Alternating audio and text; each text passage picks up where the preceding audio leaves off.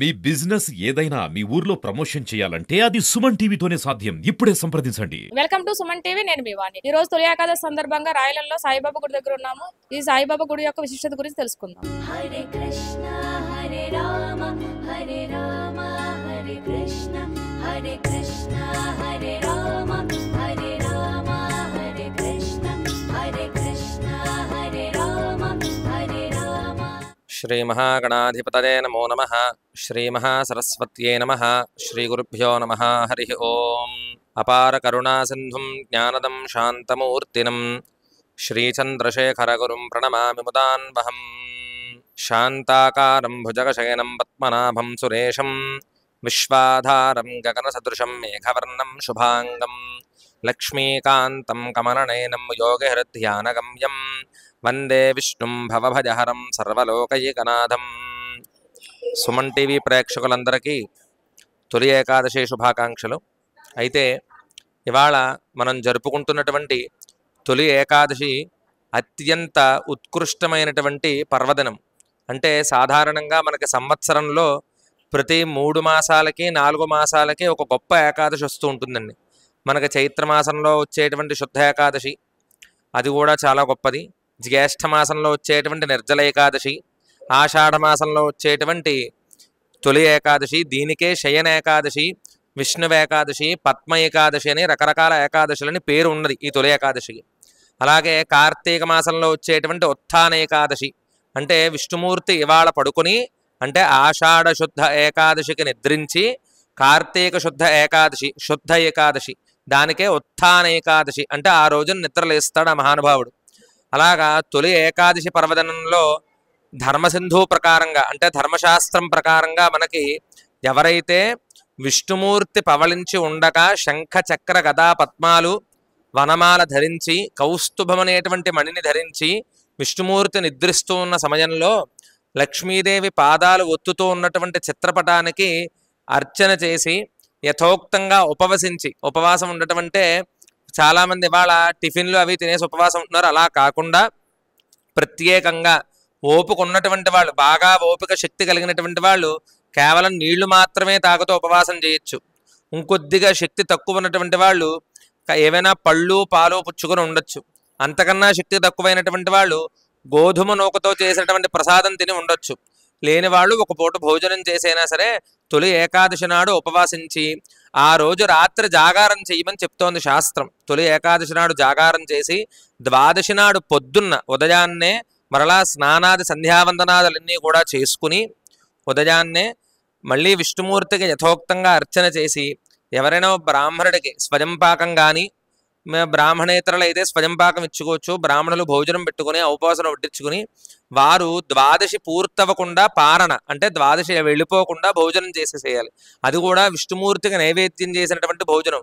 అందులో ఉల్లి వెల్లుల్లి మసాలాలు గట్రా ఏం వేసుకోకుండా సాధారణంగా సాత్వికంగా ఉండేటువంటి ఆహారాన్ని మాత్రమే భోజనం చేస్తూ చక్కగా ద్వాదశి నాడు కూడా ఆ నారాయణి యొక్క స్మరణ చేసి ఎవరైతే ఉంటారో వాళ్ళకి తొలి ఏకాదశి వ్రతం ఆచరించినటువంటి ఫలితం కలుగుతుంది. అందున ఆ జాగారం చేసేటప్పుడు చాలామంది సెల్ ఫోన్లు టీవీలు చూసి జాగారం చేసేటువంటి ప్రయత్నం చేస్తారు. కాదు, జాగరణ అంటే ఈశ్వరుడికి అనుబంధంగా ఉంటూ మెలకుగా ఉండటం. అంటే ఏదైనా ఒక భగవత్కథ వినటము, భాగవతం చదువుకోవటము, భగవన్నామస్మరణ చేసుకుంటూ ఉండటము, అలా చేస్తూ చేసేటువంటి జాగరణ చాలా ఉత్తమమైనటువంటిది. అందున మనకి భాగవతంలో ఏకాదశి వ్రతం గొప్పతనం గురించి చెప్పడానికి అంబరీషోపాఖ్యానం అని ఒక గొప్ప ఉపాఖ్యానం ఉన్నది.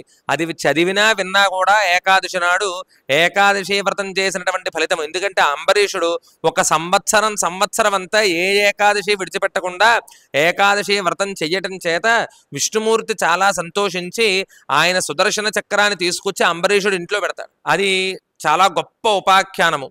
ఆ ఉపాఖ్యానాన్ని విన్నా చదివినా కూడా చాలా గొప్ప ఫలితం, అంటే సంవత్సరం అంతా ఏకాదశి వ్రతం చేసినటువంటి ఫలితం కలుగుతుంది. అందున తొలి ఏకాదశి నాడు వినడం ఈ సంవత్సరం అంతా, అంటే ఈ తొలి ఏకాదశి మొదలు మరలా తొలి ఏకాదశి వరకు ప్రతి ఏకాదశి వ్రతం చేసినటువంటి ఫలితం కలుగుతుంది.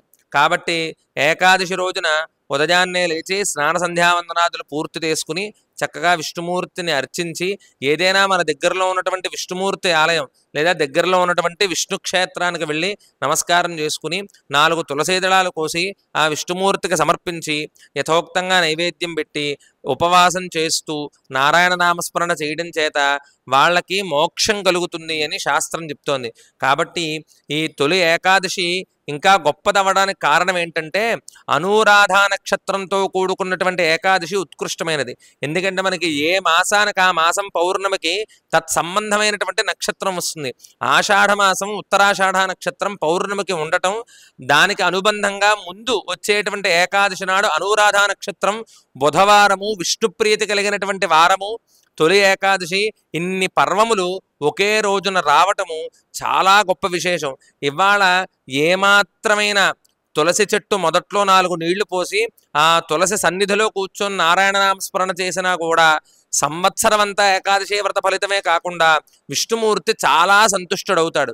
అయితే ఈ విష్ణుమూర్తి తొలి ఏకాదశి నాడు ఎక్కడ నిద్రిస్తాడంటే కొన్ని శాస్త్రాల్లో వైకుంఠంలో నిద్రిస్తాడు అని చెప్తోంది. కొన్ని శాస్త్రాల్లో అయితే బలిచక్రవర్తికి విష్ణుమూర్తి ప్రసాదించినటువంటి సుతలలోకం అనేటువంటి గొప్ప లోకం ఉందండి. మనకి కింద ఉండేటువంటి పాతాళ లోకంలో మూడో లోకం సుతలలోకం. అతల వితల సుతల తలాతల రసాతల మహాతల పాతాళములలో 3వది సుతలలోకం.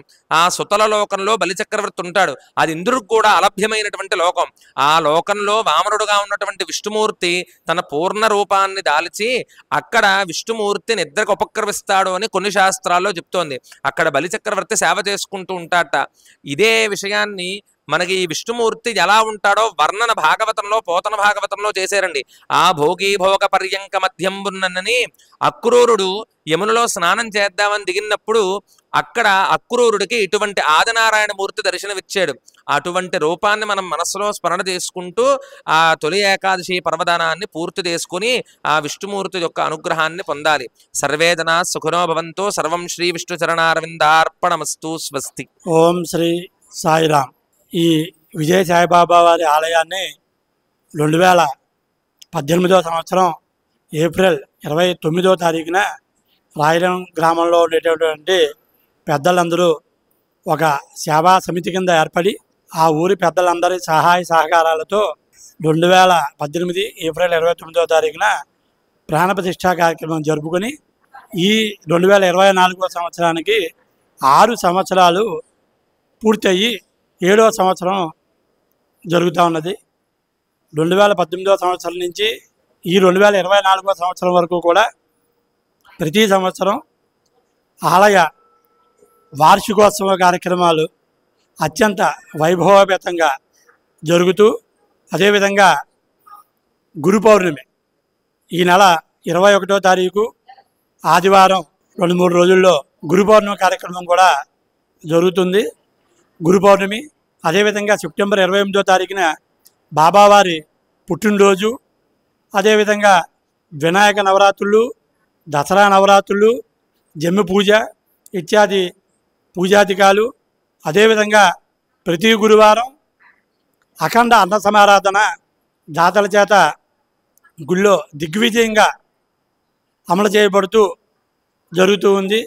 ఈ కార్యక్రమాలన్నింటికి గ్రామ పెద్దలు ఆలయ సేవా సమితికి ఏర్పడి వారి ఆధ్వర్యంలో ఇవి జరుగుతూ, గ్రామ ప్రజల సహకారంతో, సాయి భక్తుల సహకారంతో ఇవన్నీ కూడా ఈ గుడిలో దిగ్విజయంగా జరుగుతూ ఉన్నాయి.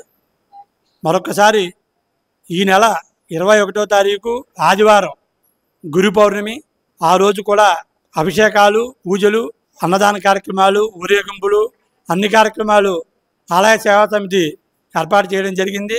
సాయి భక్తులందరికీ ఈ సుమన్ టీవీ వారి తరఫున నా విజ్ఞప్తి, అందరూ కూడా ఆ రోజు గురు పౌర్ణమి కార్యక్రమంలో పాల్గొని స్వామివారి తీర్థప్రసాదములు స్వీకరించి, ఆ రోజు అన్నప్రసాదం స్వీకరించి, ఆ రోజు జరిగేటటువంటి సాయి గ్రామోత్సవంలో పాల్గొని సాయిబాబా వారి విజయకు కృపకులు కావాల్సిందిగా తెలియజేస్తున్నాం. మా బాబావారు విజయ సాయిబాబా వారు ఎవరు ఏమి అనుకుని గుడిలోకి వచ్చినా కూడా వాళ్ళకి తప్పనిసరిగా విజయం సిద్ధిస్తుంది. దీనికి చాలా ప్రమాణాలు ఉన్నాయి. అందుచేత ప్రతి ఒక్కరూ కూడా ఆ రోజుని వచ్చి స్వామివారు దర్శించుకొని ఆ రోజు జరిగే కార్యక్రమాల్లో పాల్గొనండి. అదేవిధంగా ప్రతి గురువారం కూడా అన్నదానం జరుగుతుంది. ఈ సుమన్ టీవీ తరపున నేను సాయి భక్తులందరినీ కోరుకుంటా ఉన్నాను. అన్నదానం చేయాలనుకునేటటువంటి సాయి భక్తులు ఎవరైనా ఉన్నట్లయితే నా నెంబర్ ఇస్తాను సుమన్ టీవీ వారికి. నా నెంబర్కి ఫోన్ చేసి నన్ను సంప్రదిస్తే నేను వాళ్ళకి ఏర్పాటు చేసి వాళ్ళ ద్వారా ఇక్కడ అన్నదాన కార్యక్రమం జరిగేటట్లు నేను చూస్తాను. అదేవిధంగా అన్నదానం చేసేటటువంటి వాళ్ళు ఆ రోజు జరిగేటటువంటి 4 హారతుల్లోనూ పాల్గొని ఆ రోజు స్వామివారికి చేసేటటువంటి అభిషేకంలో పాల్గొని వాళ్ళు స్వయంగా చేసుకుని స్వామివారికి కృపకు పాత్రలు కాగలరని ఈ సుమన్ టీవీ తరఫున నేను సాయి భక్తులందరికీ మనవి చేస్తూ ఉన్నాను. అన్నదానం చేయదలుచుకునేవారు నా నెంబర్కి ఫోన్ చేస్తే నేను ఏర్పాటు చేస్తాను. ఈరోజు తొలి ఏకాదశి. ఈ సందర్భంగా ఇక్కడ పూజా కార్యక్రమాలు పొద్దున జరిగినాయి. నా పక్కన కూర్చున్న ఆయన మా తోడేళ్ళు అల్లుడు గారు సిద్ధాంతి, ఆయన పేరు శివ. ఇంజనీరింగ్ కాలేజీ వెనకాల ఉంటారు ఆయన ప్రవచనాలు చెప్తూ ఉంటారు. ప్రతి గుళ్ళలోనూ ప్రవచనాలు చెప్తారు. ఆయనకి యూట్యూబ్ ఛానల్ ఉంది. ఆ యూట్యూబ్ ఛానల్ పేరు కూడా మేము సుమన్ టీవీ వారికి చెప్తాం. అది అందరూ కూడా సబ్స్క్రైబ్ చేసుకుని ఆయన చెప్పేటటువంటి అమూల్యమైనటువంటి విషయాలన్నీ కూడా మీరందరూ విని తరించవలసిందిగా తెలియజేస్తున్నాం. ఈరోజు తొలి ఏకాదశి ప్రాధాన్యత ఆయన ఈరోజు చెప్పడం జరిగింది. అందరూ కూడా భక్తి శ్రద్ధలతో ఈరోజు ఉపవాసం ఉండి రాత్రి జాగారం చేసి రేపు పూజా కార్యక్రమాలు చేసుకుని భోజనం చేసి ఆ విష్ణుమూర్తి కృపకు పాత్రులు అవుతారని నేను అందరికీ చెప్తా ఉన్నాను. ఈయన విజయ సాయిబాబా వారండి, రాయలం గ్రామంలో. ఇక్కడ గురువారం అన్న సమారాధన అది జరుగుతూ ఉంటుంది. చాలా వైభవంగా చేస్తుంటారు. ఇవాళ తొలి ఏకాదశి మూలాన్ని ఇవాళ అంతా స్పెషల్గా పూజలు అవి చేసాం.